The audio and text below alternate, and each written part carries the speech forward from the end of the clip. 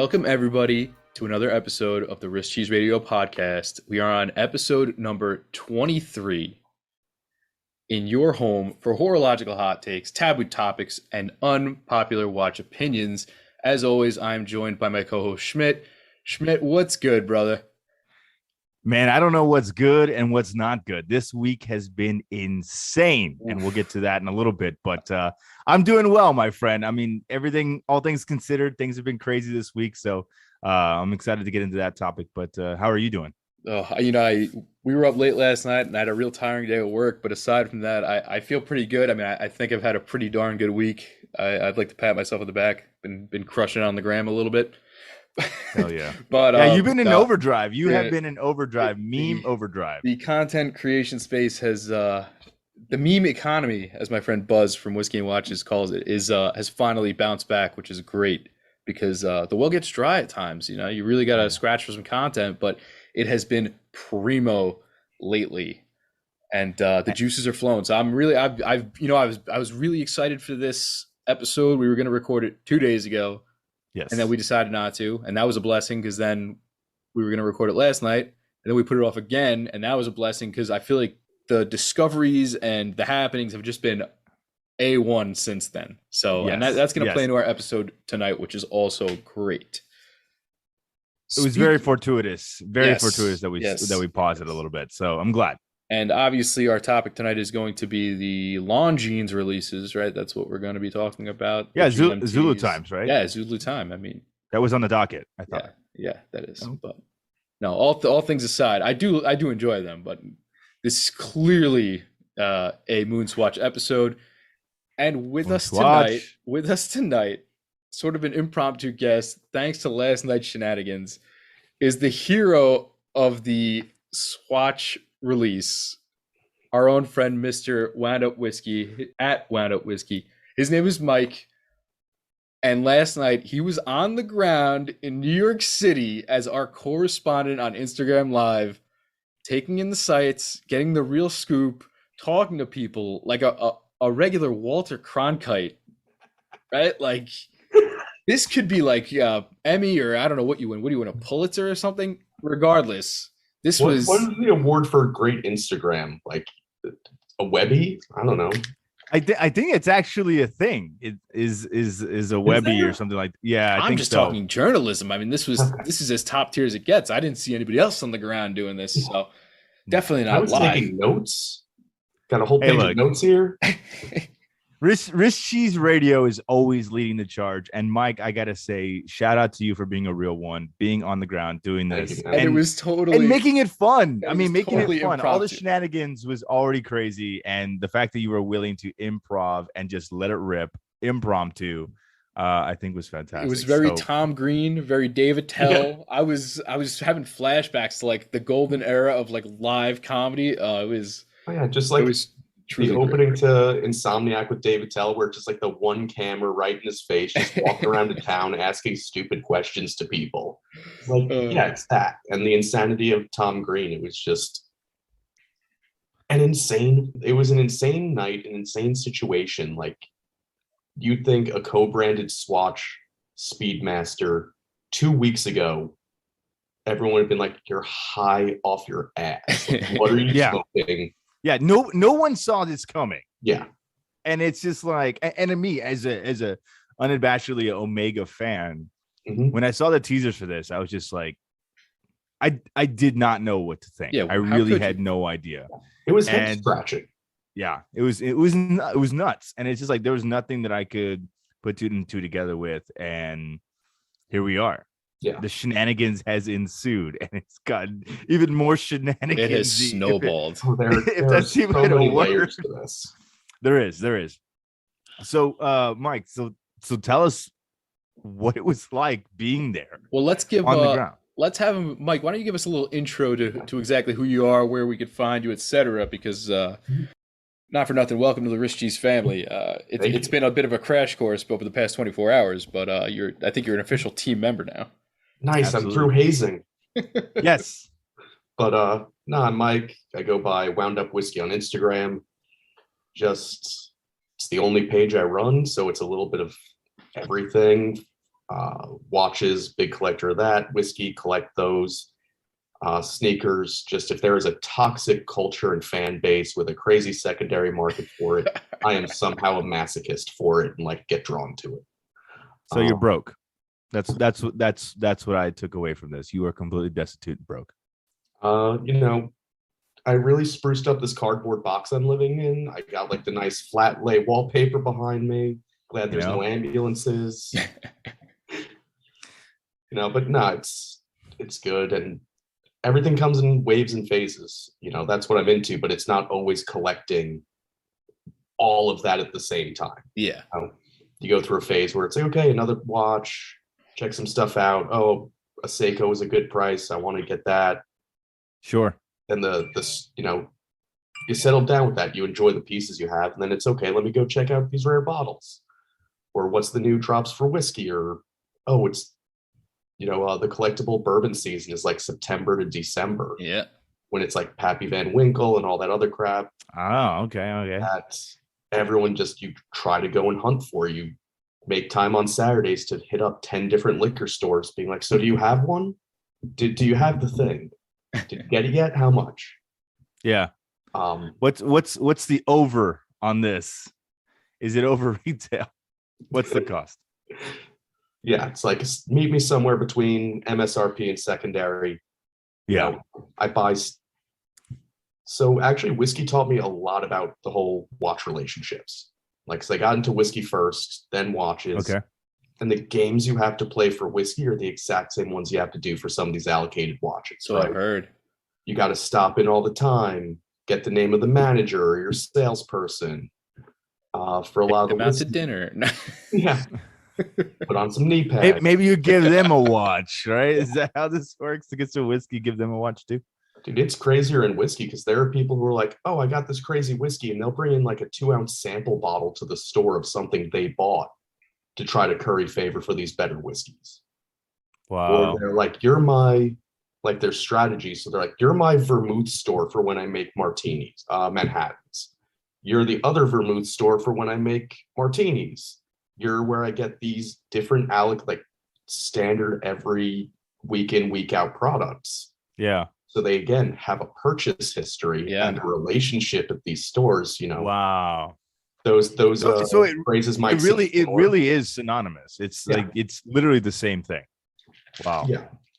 Just a lot more money and a lot tougher to get. Yeah, for sure. If that can even be a thing. Yeah. Wow. And then kind of from there, same toxic cultures. You have collectors. They buy the rare whiskeys, they put it up on their shelves. They never taste it. They never open it. They never celebrate. They never share it. Wow. It's an expensive. They're hoarding. Yeah, they're hoarding. They're bunkering. You'll see people with like 20 bottles deep of one hard to get bottle. It's like, cool. And you're the reason I can't get one. Yeah. Thanks. Yeah.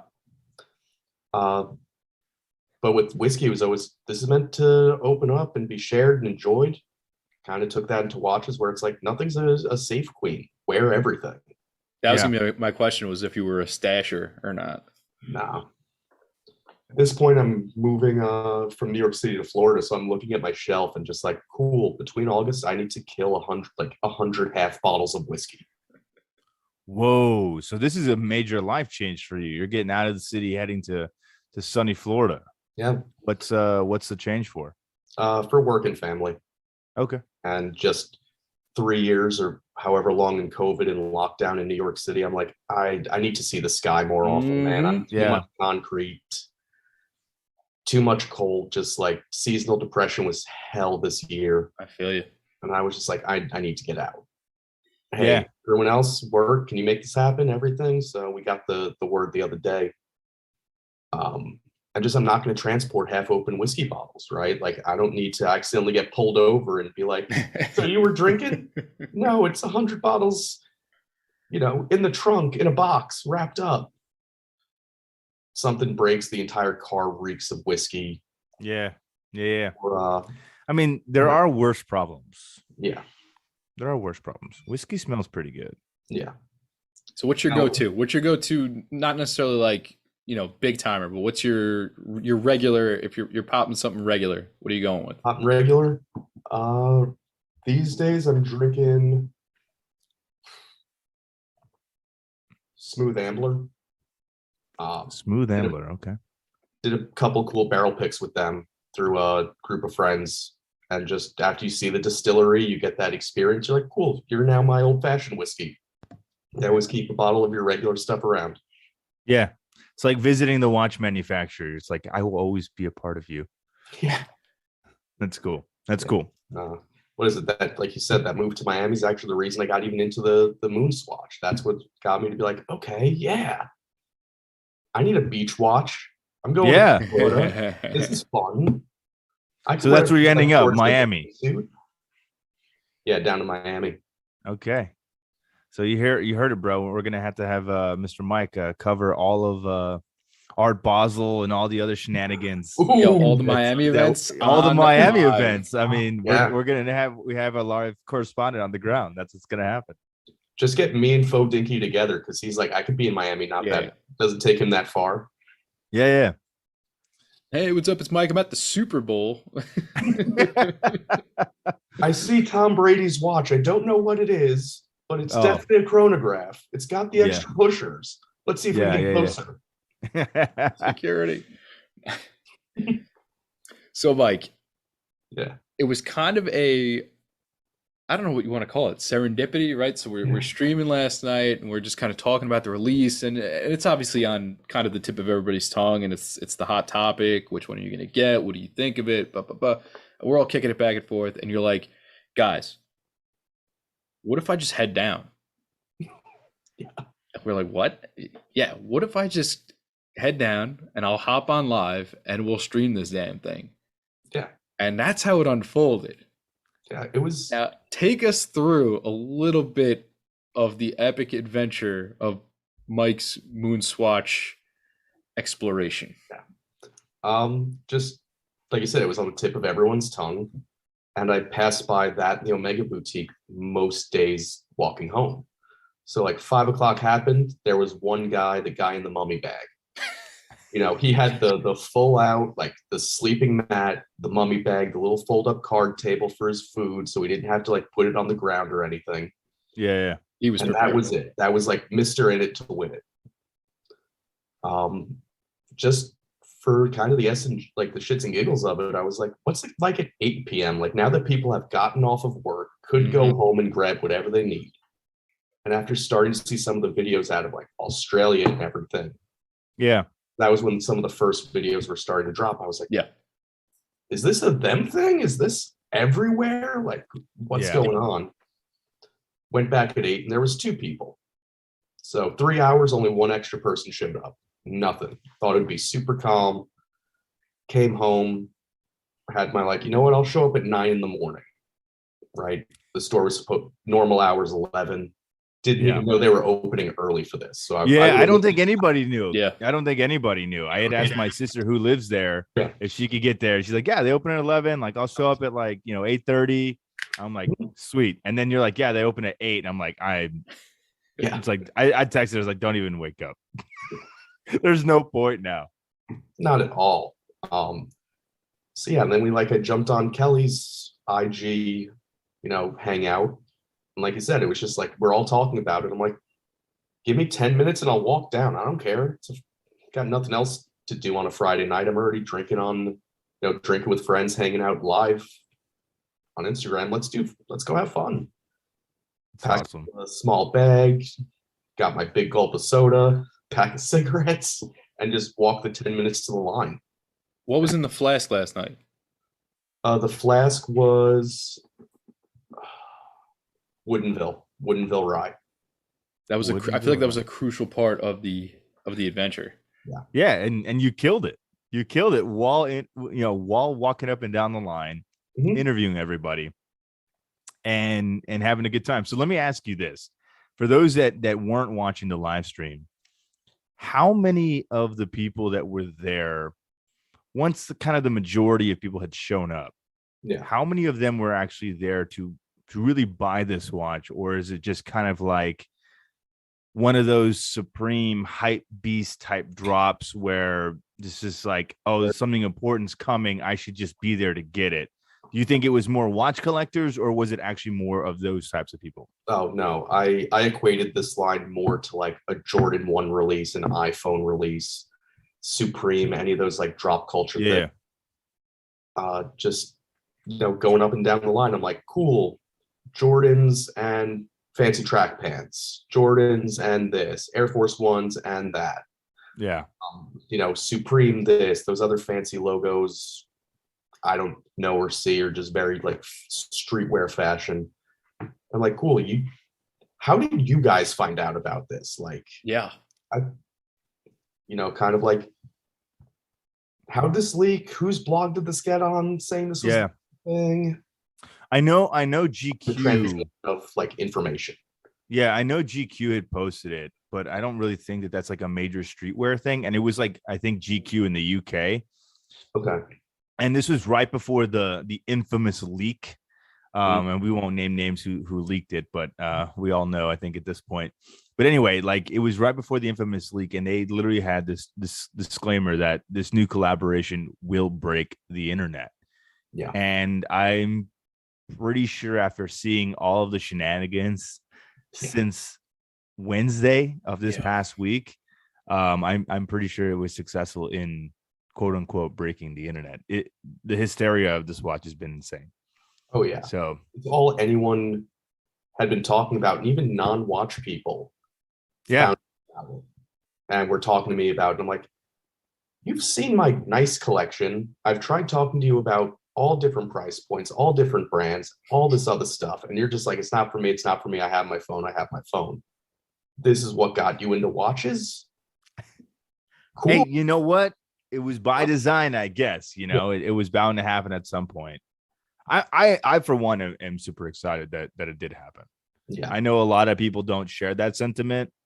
I am a fanboy, so I'll put that out as a disclaimer. But I think for me, it was just really cool. Omega or more a Swatch? Like, how is this branded? It's definitely more Swatch for sure. But I think what's important to understand here, and this is getting a little historical, that Omega as a brand would quite literally not exist if it wasn't for Swatch. Yeah. Which is something that a lot of people don't really know or have put into context. Without the sale of the Swatch watch back in the 80s when it was first launched, literally the entirety of the Swiss industry, not just Swatch Group, not just Omega, the entirety of the Swiss watch industry would have been liquidated and sold to Japan. Yeah. Okay. So without the invention of this small plastic watch that irreverently ticks and annoys the crap out of everyone in their room, okay, the entirety of our hobby quite literally would not exist. Yeah. It would have been game over. There would have been no one to save them. And, it was the sale of the plastic watch that kept everyone else afloat when they would sell maybe one watch a month out of a store and no one cared. Exactly. The big boutiques they have now, they were all just sold through jewelry stores for the most part.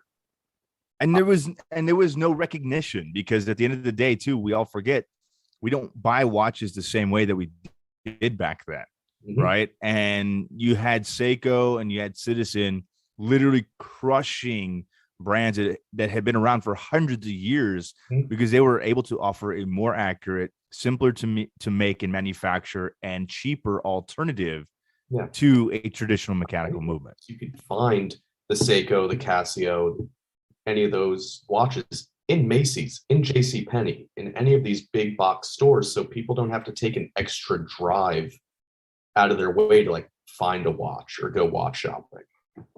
They're just like, cool. Exactly. Some new t-shirts, pick up some new jeans. Oh, my watch is a little bummy. It's a little scratched up. It's scuffed. And another $20 watch, throw that in the cart. Done. Exactly. So we owe a lot to Swatch, and I don't think that a lot of people realize that. So for me, this really underscores that in a way that I think is good for both Omega collectors and for collectors of Swatch, and just people, as you mentioned, that really had no concept or understanding or really interest in watches at all. And this is bringing them into the hobby. Yeah. whatever the madness was that surrounded this collaboration and this drop, I think it was extremely successful. Despite all the haters, despite all the flippers, despite all the shenanigans that was caused, in my opinion, as a direct result of the premature leak. Yeah. It was successful.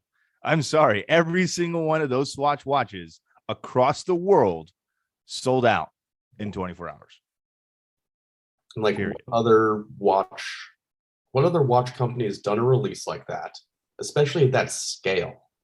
Because it wasn't like, 5 watches for the whole world, they all sold out the same day. Okay, 100 watches, all 100 watches in the world, and they all sold out. Like, some brands can pull that, but not at that volume, not at those numbers. Well, I mean, technically, yes, because Omega did it on 2 separate occasions when they dropped Speedy Tuesdays, right? Like we're talking, I think the original run was 2016 pieces, I think. And then they sold out in like 3 hours. And I think Speedy Tuesday 2 was like 14 minutes.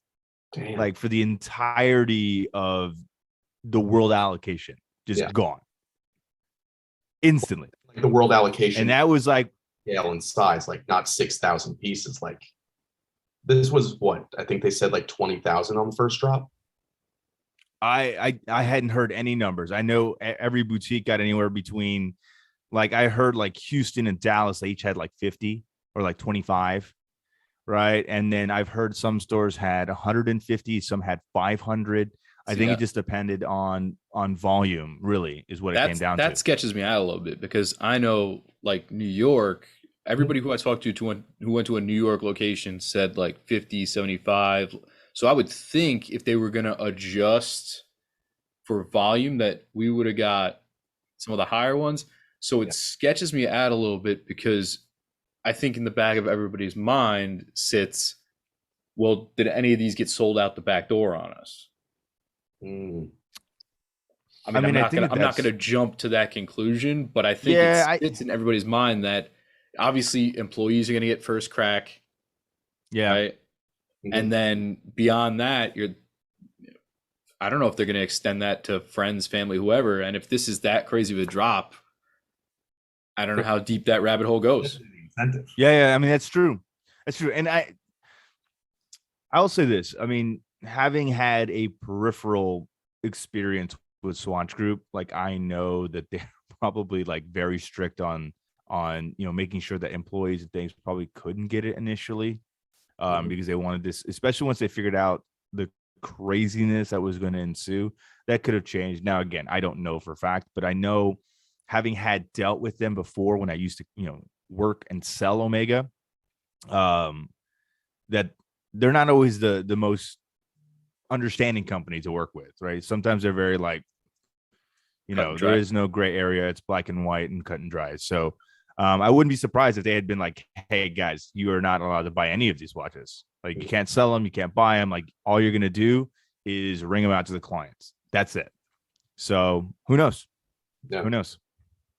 And it was super interesting to see kind of, I guess there was no strict protocol store to store. It was kind of just like, whatever you're going to do, you're on your own. Cause I saw in Asia, they had, I guess it was in a mall. They had the people like roped off, and then at open, they just lifted the gate. Yeah, it was like Black Friday in 1995. Just like people getting trampled. And who thought this was a good idea? Yeah, I'm like, just make a line. It's first come, first serve. Obviously, nobody's smart. But I did hear some dealers did. It was like the Hunger Games, dude. Yeah. It was just like everyone running to the cornucopia to get weapons and start killing each other. Yeah, I did hear that video. That's exactly what it reminded me of. I did hear some dealers did like a ticket system, and we were a little more organized. And I guess that's good, because there were also other ones that didn't even get to do the drop because people are getting hurt. Yeah. Which is insane. I heard that some stores got straight up just canceled because I forget where it was, but they said that like people were like I think it was in the UK. there was a few locations where dudes were like showing up in like masks, like ski masks, and like threatening to stab people. Like, so they were just like cutting in line and just like threatening to stab people and like shank people and to take over their spot, essentially, is what I heard. Now, again, all this is internet speculation. This is all rumor, all grapevine, not 100% confirmed. But I think all of us can agree that there was just a litany of stories and rumors that were just being blasted through IG stories like all week. Yeah. It's kind of hard to filter out exactly what is real and what is hyperbole, right? There was insane. One where somebody said that there was the original line and then another line formed, and then they couldn't figure out which line was the right line to let people in on, and that happened at Fifth Avenue after it was officially opened, because it wrapped halfway, I think, from 55th down to 54th, all the way from Fifth Avenue to Madison, so one entire city avenue across, and then back up from 54th to 55th. It was completely around the corner. It was about to pull a snake and box in on itself. Yeah. Wow. That's crazy. So it went, if I'm looking at the Swatch boutique, it went down the left side, around the building, to the back, and then up the side where the Polo Bar is, essentially, right? That's kind of how it went down. Polo Bar side first. So it was Swatch down to the corner, across to the east side. So past Polo Bar towards Park or Madison, whichever one that is. I think it's Madison. Okay. So you're on the south side. And then it goes all the way back towards north, up from 54 to 55. And you wind up with some late night Polo Bar people mingling over at some point. Mm-hmm. Yeah, a bunch of them were like, because we're all lined up. We're right outside the door. The Polo Bar people are getting mad because we're blocking the door. Every 5 minutes, they have, a maitre d' or something come out, door guy, just be like, 10 feet away, please. Come on. We have people coming in and out. Yeah. People waiting for their Uber or their, we got done with dinner. A very fancy dinner where you have to be dressed up nice. So we're taking the Uber. We're not taking the subway. Right. And just them trying to be like, what's going on with this? Is this a new iPhone? Is there a new iPhone drop? Everyone was 100% convinced it was an iPhone. Yeah. Except there wasn't enough iPhones to actually sell. Yeah. They heard the Swatch, because a lot of those guys had nice watches, like look down the nose immediately. They're like, you're here for Swatch? Yeah, I am. The hype game is real.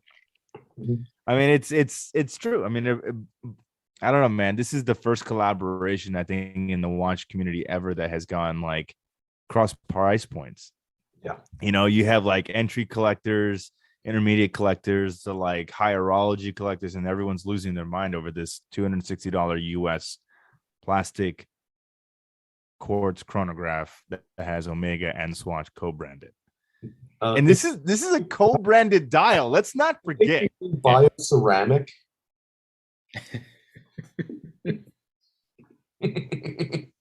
What about the bioceramic?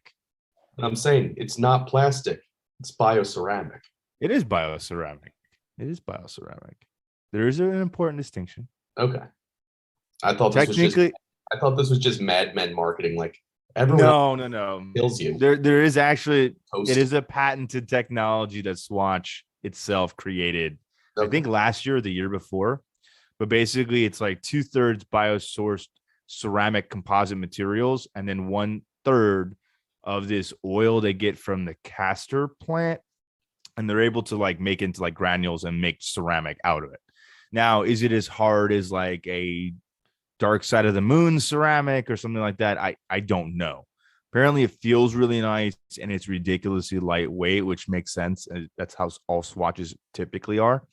But apparently it is actually a ceramic, and it is proprietary to Swatch. I learned something today.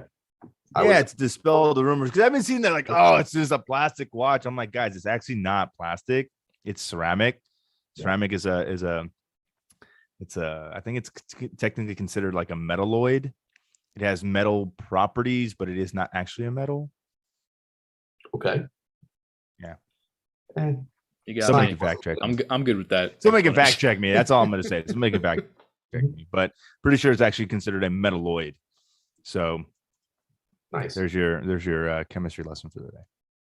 So for those who weren't there with us last night, right? We had our good friend Mike here, went up and down the line. We did a trivia cash giveaway, a whopping $5. Yeah. We optimized the trip. We interviewed some folks.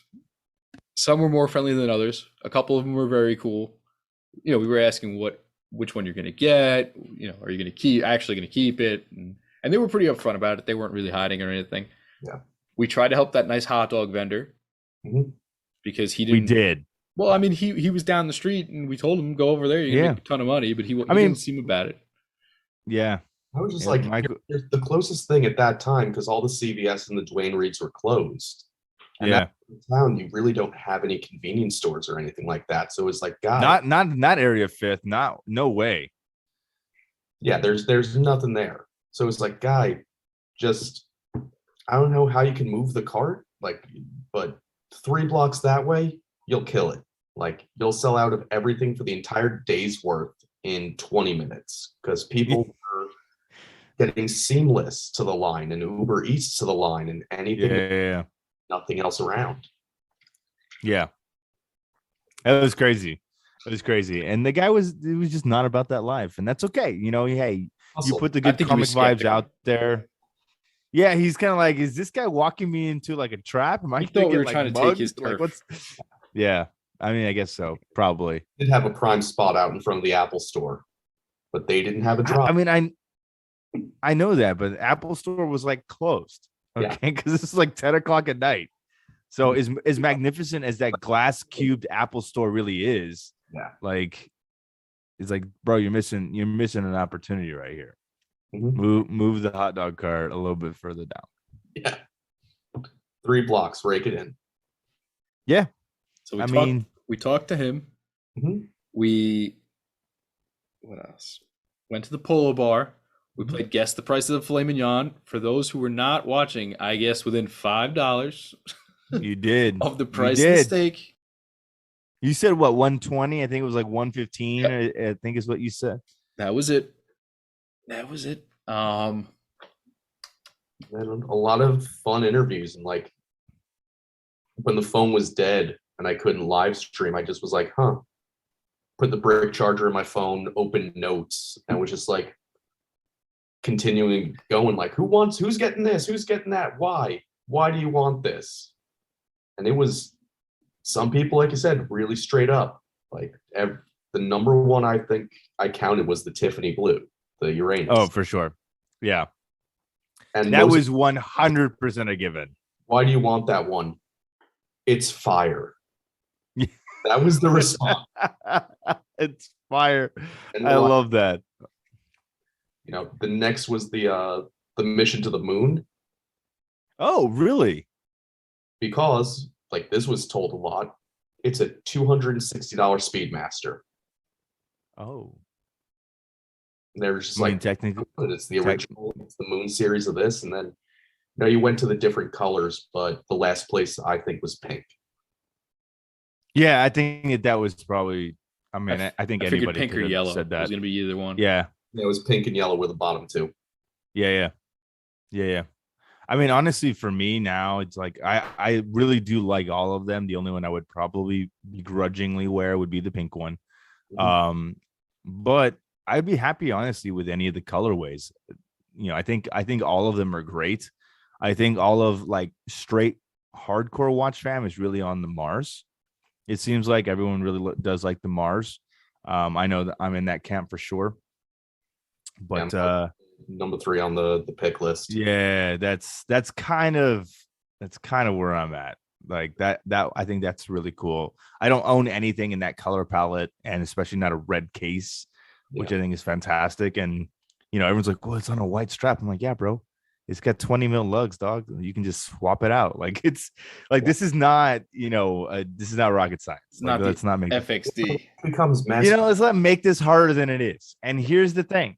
With all these crazy swatches, I guarantee you watch brands are going to start making NATOs with PVD'd red keepers and all kinds of silliness to accommodate these watches. I'm calling it now. It's going to happen because of how amazing this watch drop was. I'm going to envision that brands are going to start, producing things like that. Oh, 100%. You have to think Swatch is just going to make replacement bands for these, right? Like this is going to become a core line every day of the week release. They're just potentially in store being like, oh man, my white band got scuffed.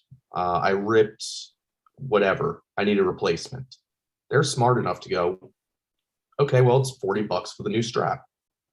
Not to try to pull like a big watch brand where they're like, oh, you screwed it up.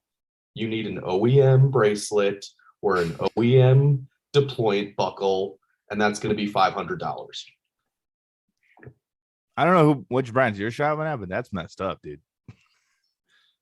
That is a little messed up. I was overestimating the cost, but like a Breitling deployment buckle or something like that, where you're like, okay, yeah, but those are not cheap. Or just the buckle's like $2-3.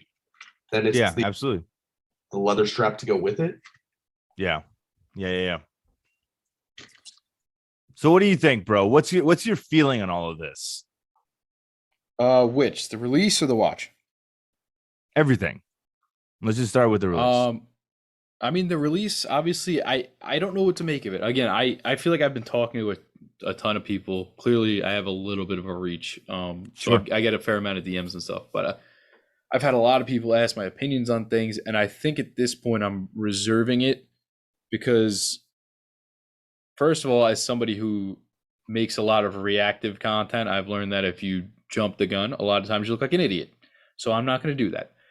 Yeah. And it's because I feel like the leak and kind of drop aspect of it gave a lot of people sort of a negative vibe about this whole thing. Now, I agree. If these low numbers that we saw were only to make this just like hey, this is a fun little in-store preview, and we're going to drop tons of them online and they have one for everybody, then I think it's awesome. I think it's a great drop. Yeah, and I think that was the like idea. The little spectacle, like when you used to be able to go at midnight and get FIFA early, like, and then you can just buy it online the next day, no big deal. Like if they come out and they do that in the near future, it's a win for everybody, no big deal. Screw the scalpers, If they can't deliver that, I'm going to feel a little worse about the whole thing. Yeah, I think that's probably the headspace that I'm in right now. But I mean, Swatch has already posted this on their stories on social media. They've already said, guys, like, we understand that this has been way more than we expected. It's way more than you expected. This is quite literally a global phenomenon. Yeah. All right. Like, this reminds me of like when Halo dropped in 2001 and everyone was just lining up, in Times Square, all over New York City, all over the world to get this game. Like, that's what it feels like to me. EB Games. Mm-hmm. It's insane, this drop in this collaboration. But I think you're right, bro. I think you said correctly that if for some reason they aren't able to deliver or they're not able to make it available, and they said it's probably going to take a few weeks. I would imagine that that's probably true. That's fair. Just because, again, it's like this is much more surprising than I think anybody imagined. But I really don't think that leak helped. I think what it did is it created the false illusion of extreme scarcity. Yeah, urgency. The false illusion of urgency. You get the whole FOMO effect, and everyone just starts lining up and just like they'll run over their grandma to get a $260 plastic Speedmaster chronograph. Like online now, right? Like, so many people just have leaks as a saved search, so it doesn't matter what the leak was that day. They're because they're the Apple leaks, sneaker leaks, movie leaks, anything they can do. So this shows up and they're like, oh man, the real thing, the traditional thing is $7K. This thing's $260, $290, whatever. And then all the online hype generated behind it, they're like, I need it. It's that FOMO. I need to be a part of this. Right. And you guys saw the lines everywhere. Yeah, at 260 it becomes the latest why not watch, right? Yeah, What I mean absolutely. by that, obviously, like Timex Q came out, everybody, why not? It's cheap, right? And they couldn't stock those. The Yep. Casio came out, why not? It's cheap, couldn't stock those. I'm hoping and I'm hopeful that that is the case here, and that in a few months everybody will be able to just laugh it off. Oh, I got my MoonSwatch, it's all good, and not, oh man, I remember getting in line at 5 in the morning and it was still too late. Yeah. Yeah. I think that that's going to be the case. I really don't envision this going longer than maybe 6 or 7 months, to be honest with you. I think this is going to be, they'll kind of have it continually rotating. But I mean, Swatch and Omega have already publicly said this is not a forever thing. It's not going to be in the catalog for 2 years. Like, this is going to be probably a several months thing. They're going to slowly phase it out, and that's it. Yeah. Because this itself is, I mean, it's already accomplished the mission. So if you have however many watches you think that, because you said, Mike, you said what, like 2,000 or 20,000? Is that what you said? I've read so many reports, and it's been such a long day where I'm like, I heard people hyping up the number, like it's completely exploding, like 20,000 worldwide. Like, yeah, that just sounds really high to me. Really high, way too long. I've heard as low as 2. Yeah, that doesn't seem right. So Mike, have you slept? I mean, let's just be honest with you. Let's just be honest here. At $260 at 2,000 units, you're looking at $520,000 in swatches. It's $500,000 in a watch that is that inexpensive. Yeah. So instant money, instantly. Like, I think it took like all of 10 minutes in some stores to sell out of all of their watches. That's probably more money than Swatch has made in years in some cases.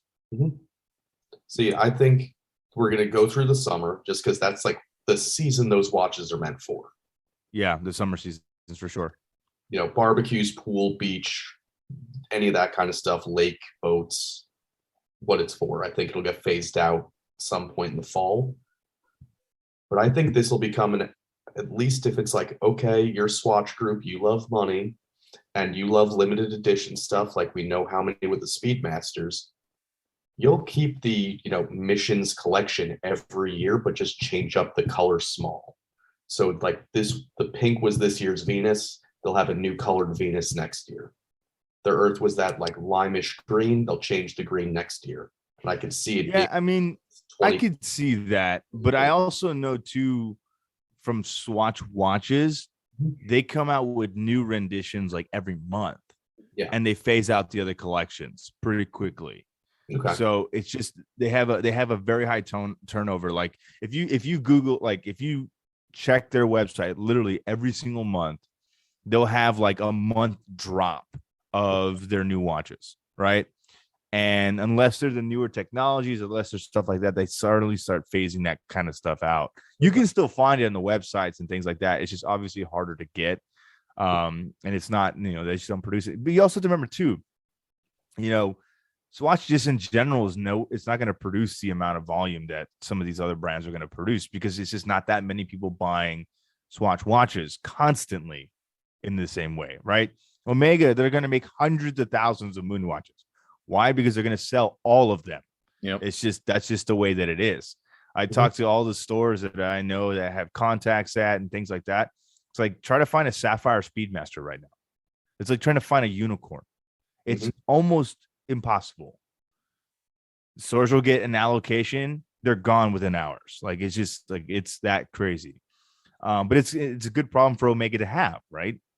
But I just don't know if Swatch, like in terms of their general collection, is having that much desirability across the range. I know that this MoonSwatch certainly will be that, but this is kind of a blip. Like, I don't think we've had this much Swatch craziness again for good, and like get them on the road to something. Yeah, or just a flash in the pan. Yeah, we did it once. We cashed in. We put that. I don't know. I don't know. That's what I'm trying to figure out myself, because I think this was a It was a flash pan collaboration that I think blew everyone's expectations away. Right. I think even Nicholas Hayek and the heads of product development from Swatch and from Omega, like I know for a fact that they probably were like, yeah, this is going to be a cool launch, but I don't think that they envisioned it to be a global phenomenon the way that it has been. I mean, literally thousands of people lined up at some of these locations across the world. And yet of all of the locations, like 2 miles. Talking about, I mean, just insane, absolute insanity. I have never seen anything in the watch community at all that has created this much buzz. Yeah. This much notoriety, this much attraction, and this much of an impact. The only thing I can really think of is when Swatch like first launched really took hold like in the late 80s. When everyone was buying like 2 or 3 swatches and everyone had them on their arms, and they had 6 watches and they were all like different colors. And they had bumper guards and all the crazy stuff, right? But even then, that wasn't like a singular launch. That was over time. So I can't think of anything that has created this type of impact before. Can you?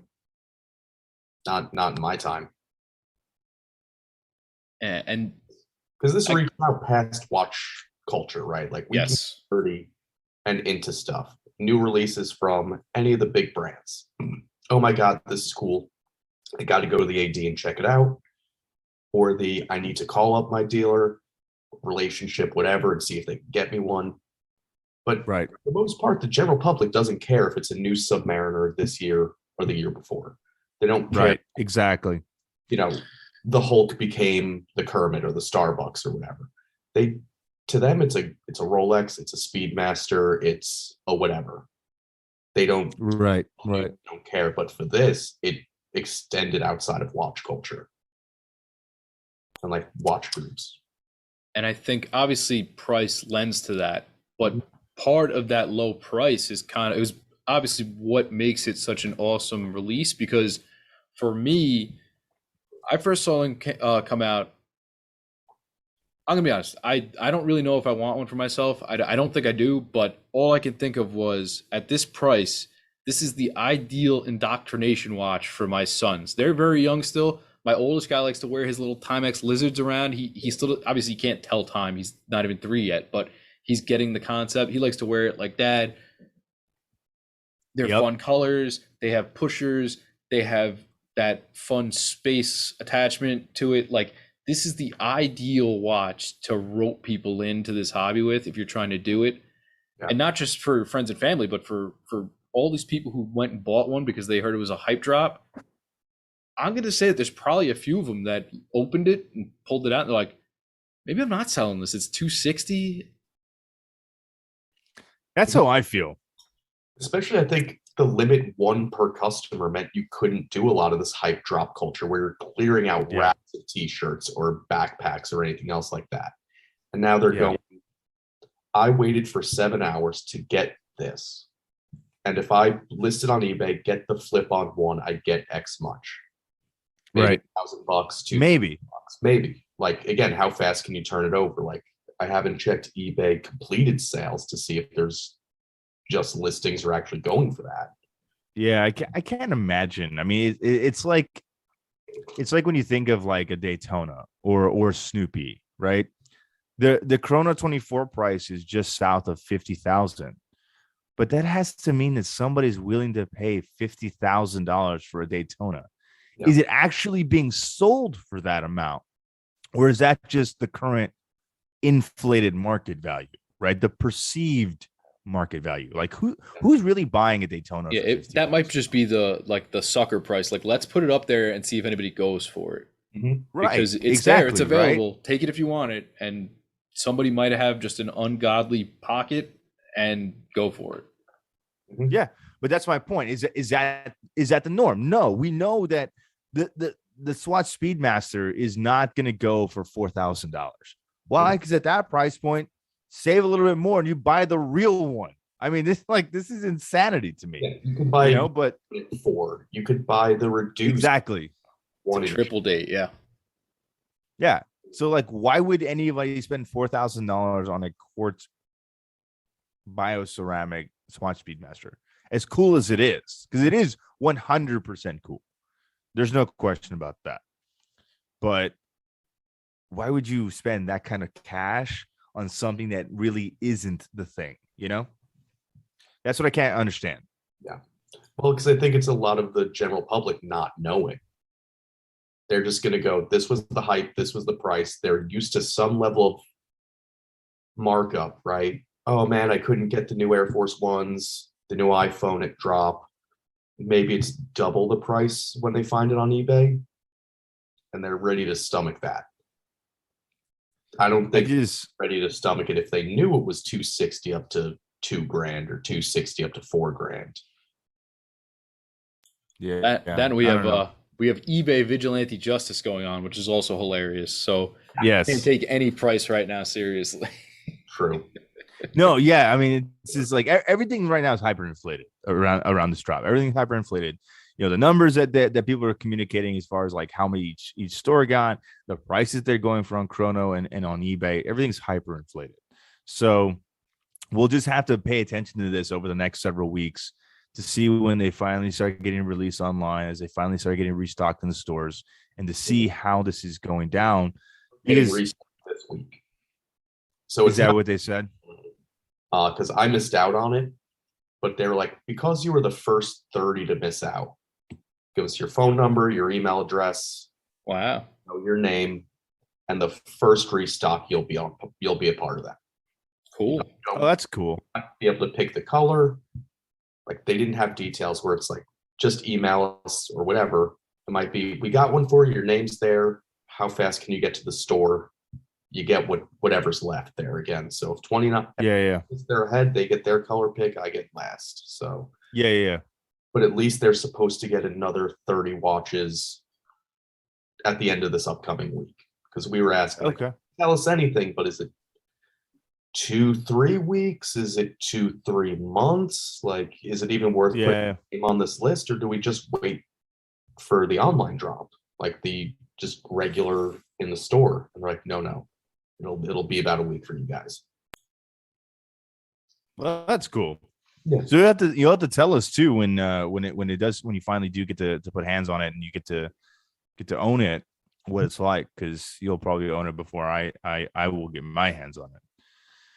So, well, on that idea of you might not get the one you want, I guess I think we should talk about that. I would say give me your top 3 if you had a choice. Neptune, that like primary Crayola blue. Yep. Then the Mercury, that black one. Okay. Like dark gray, and then Mars for the red. I like. Mine's exactly the same list. Really? Exactly the same list. Yeah. But mine's Mars, Neptune, and then Mercury. I think I'm not the only person, but I liked Mars the most because we talked previously about the Alaska project and how much I like that watch, and obviously it's I it's can't not get the same, but shuttle hands, all that good stuff. That's cool. Yeah. Again, I don't know if I could pull off a bright red watch, but I would give it a shot. You can. Hey, look, man, I'm just gonna say this before you get into the rest of it. That's a very brodinky colorway watch. It is. Okay, that is quite literally your logo colors. So I think that makes sense. Second up, I like the pea green, the vegetable, the earth? not the urine. Okay, folks. The pea green earth. It's like that pea soup color. I mean, I like that. Yeah. It's like kind of snot green, but it's neat. Kind of reminds me of the glow in the dark stickers you used to get. Yeah, that one's growing on me. Yeah, I like that. I like it too. And then I probably go Neptune next. I like that blue a lot too. The blue is so good. But I'm also really liking too the khakis. The ones that they did for Saturn, the they're ones subtle. They did for Jupiter. They're nice looking. Khakis in right now too. If you think about like the IWC, like the big pilot that they have, like their military series, that's in that kind of like khaki earth color, like that. Those colors are in. People are wearing those on the regular. So to have a watch like that is kind of cool. And they also said that the The Jupiter one has like the orange second hand, which kind of looks like the Ultraman that Omega did. So there's like a lot of nods to like some of the other collectible Speedmasters, other watches they've done. Yeah, I mean the Mercury one that everyone loves. It looks like the Apollo 50th anniversary, the two-tone in the dial. Like that's what it looks like. Yeah, it's just they've done a lot of good cross design collaborations on these watches.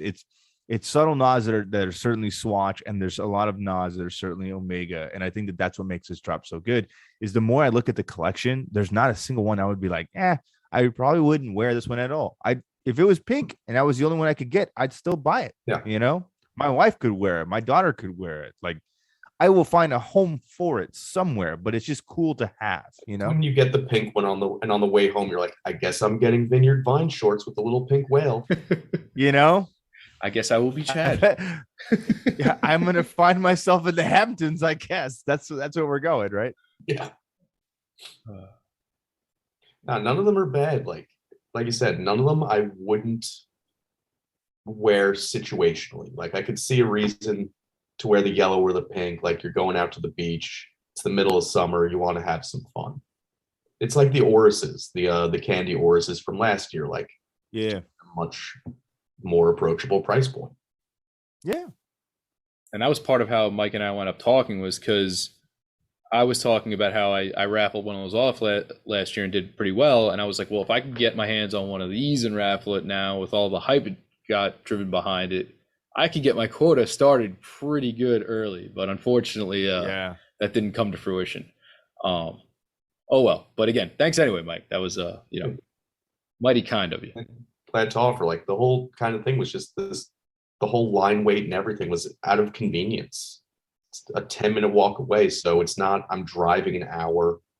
Like the people behind me in line that were rightfully so super pissed. They drove down to New York City from Boston. This was my gosh. Had a Swatch boutique. You heard people driving like across Arizona and stuff like that, all around Florida to get to Miami. Like, yeah, that's a little insane. I wouldn't just go on roving reporter if I had to drive an hour for this, but a 10-minute stumble, I can do that. Yeah, absolutely. Mike, have you slept? Like an hour. Oh my God. Because I talked to him, I said, we were talking earlier, just kind of like laughing about the whole thing. And I was like, hey, funny story. We're going to record later. Do you want to hop on? He's like, what time later? I'm like, late. I was like, I don't know if you're going to make it. He's like, no, I'll figure it out. I'll move things. He's like, this is my fifth big gulp. Just about. In a minute, man. And refill that. But no, it was not even about how late is it. It was like, oh crap, it's my friend's birthday and they're all meeting up for dinner. And already I was like, I'm not going to meet up for cocktails and like drinks afterwards. I'm going to head home after dinner. Yeah. And just making sure that timing worked. Because if you were like, oh, we're doing it at 7, like, I wish I could. 10:30 was like, get home from dinner and rewatch Tour de Pharmacy. Yeah, it works perfectly because I have a terrible job and Schmidt is in a different time zone. So yeah. So we normally record late like this because that's the only way for all of our schedules to make it work. Well, that's fine. After years in like the spirits hospitality industry and everything else, it's 3 years later, still can't fix my sleep schedule. Yeah, that's real. Yeah. That is real. I think it's part of the hobby of watch collecting. Nobody knows what sleep is. Waking up at 6 a.m. to check Watches and Wonders and all this nonsense, which won't be long now. Yeah. I know. Do you want to touch on anything at all before we wrap this episode about Watches and Wonders? Any predictions you want to lay out? I mean, I just from the Tudor teasers, I'm going to venture at a new Ranger. It's got a lot of peaks and forestry and things. I'm going Ranger. I mean, I guess it could be North Flag too, because everything seems to be pretty high up.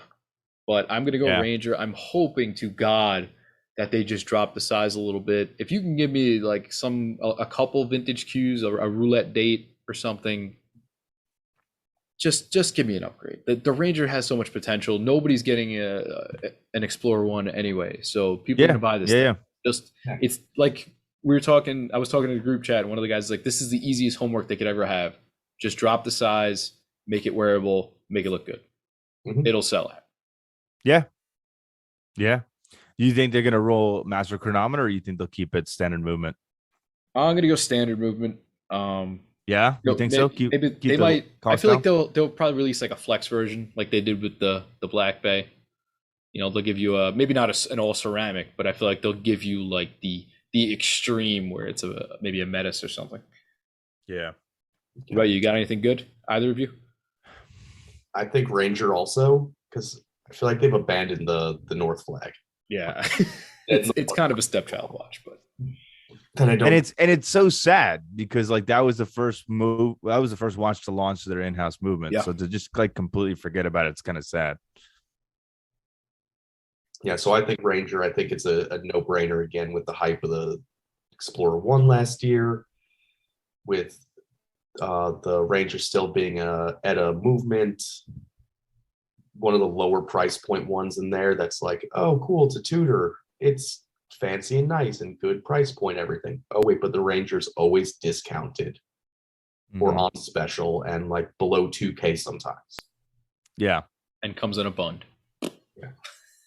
Yeah. The Jason Heaton special. And it's a larger case too, right? It's a 41. 41. The dial's just too spaced out. It's too clean of a dial to have all that negative space on it. Yeah, for sure. I mean, even if you split the difference, you do a 38 or you do a 39. That's what I'm saying. You don't have to be a 36. Make it a 38. Discontinued Explorer 1 size like the 30. Yeah.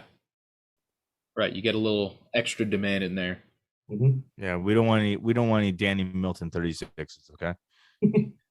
Schmitty, you got any bold predictions? Man, I don't know. It's just like I get to watch it and wonders, and I'm just like, do I even care? Like it. I think everyone's pretty consistent on the Rangers coming back. I think that they're probably going to do something with the Pelagos this year as well. That's kind of my thing. I mean, we got the FXD towards the end of last year. I see nonstop Pelago advertisements on their Instagram, on their social media, talking about how it's an extreme diver and all this nonsense. So I think it would make sense for them to do either a refresh of the collection or a line extension somehow. Maybe incorporate some of the technology from the FXD into a more pedestrian version, a version without the fixed lugs and maybe the bracelet again, something like that made the Pelagos feel cool. Yeah. I'm hoping that would be the cool thing. I would also really like for a Pelagos GMT. I know James Stacy has been pleading with Tudor for 5 years for a Pelagos GMT to come in. So I think it would maybe be time for something like that. But who knows? Now, that was the other question I was going to ask you guys. Do you think they're going to do a new GMT this year? And that was kind of the other thing that people were talking about. Well, maybe it's not the Ranger, but maybe it's a GMT. Could be because of all the different travels and stuff. I thought about that also. Who knows? Yeah, because that's an easy in for Tudor. All you have to do is change the bezel color. Yep. And it'll still sell. You still get it the same sales options on like bracelet, brown leather, NATO cloth strap. You don't have to change the GMT hand. You can keep it red, but you just go, okay, it's the Pepsi color variation. Now we're going to do the color variation and all black variation. All they have to do, and it'll sell. Yeah. I think more people were concerned more about like actually changing the size of it as well. Because the GMT, it's a little bit of a thick boy. It's a little bit of a larger watch. But I think people were really hoping for like a BB58 GMT, which I don't know. I feel like that might be too small. I feel like that's in the well for when they really, really need, like if they ever fell in hard times and like, guys, we need something to pull us out of the mud. Boom, we got it. Like here's a gilt dial. Yeah, that's staying in the vault. Exactly. Here's a gilt dial Pepsi BB58 GMT, and the internet will cry. Like it'll be insane. Yeah, it'll be tropical insane. Dial or something nuts. So that said, what about the parent company? Anything that you think is coming down the pipe for them? I saw I don't know if it was a confirmed thing or not. I saw what might have been a leak of a green sky dweller. Again, not that it matters to me. It's super irrelevant. Like most of their stuff, I'm going to be honest, is really irrelevant for me at this point. Yeah. I've become very emotionally unattached from them. Yeah, I just don't care anymore, to be honest with you. But again, I feel like I'm much more of a vintage Rolex person than a modern Rolex person. I'm just not into a lot of their newer stuff. Yeah, that makes sense. I love the modern Rolexes. I'm not really a vintage guy in general, so I'm like, oh, the older stuff's cool. It's nice to look at. If that's your sort of particular flavor, go for it, enjoy it. But even like liking Rolex and having modern stuff, I'm just like, I don't care. I'll never effing see it. Yep. Yeah. Whatever relationship I have and connection to that is the well is dry. Yes. I'm begging for just like a navy blue Oyster Perpetual. Not even like the teeth, not green or any of the good colors. I'm like, give me the most boring color you got. Yeah. Which is still a nice looking color. That's the thing. It's crazy. Like the blue is still really good looking. Yeah. It's just like, it's just not desirable, you know? It's crazy. Yeah, I'm with you guys. I saw that same thing of the green sky dweller. And just it's not interesting. It looks stupid. And it'll probably come on an oyster bracelet first, and then it'll probably come on oyster a Jubilee flex. A year from now. No, they're gonna keep it on oyster, and then it'll probably come on Jubilee a year later from now. So I mean, who knows? It's all just silly anyway. But I guess we'll see what IWC and all the other guys are launching. IWC like teased like some random like big like tan box in the desert or something like that. And I was What's in the box? It's kind of like that's kind of a weird. What's that? Probably the new Mojave edition, right? It's not Gwyneth Paltrow's head. Don't you do it? Who knows? Who knows? So that's it. That's all I got. All right. Well, I think this one's been fun. It ran pretty long. I'm not gonna lie to you, but we definitely had a great time with this. And for anybody who wants more of these hijinks, please check us out on Friday nights. Mike will probably be back, I'm thinking, after his thrust into stardom. No, it was a great time. His pelvic thrust into stardom.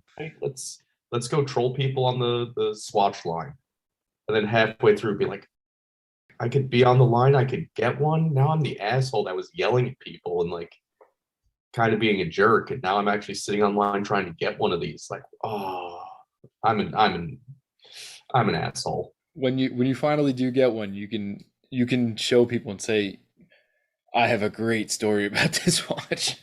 Yeah, you do. Yeah, you do. I'll follow through with getting it and keeping it is like there's a crazy effing story behind it. Not just like, oh, my AD called me up, or oh, I got a monthly bonus a little bit bigger. I purchased it on Amazon. You know, it got a cool review on YouTube. It was the right price. Put it in basket. Buy it now. So thank you again, Mike. That was super fun. Tonight's been super fun. And hopefully in the next coming weeks, we can all talk about our MoonSwatch experience. Yeah. Unless anybody else has got anything else, I think That's we could put a bow me on this one. Sounds all good. right, everybody, thank you for tuning in. Mike, thank you for joining us. It's been a fun 48 hours. Yeah. Ladies and gents, we'll see you next week. Mike, thanks again. Be good. Take care. Take care.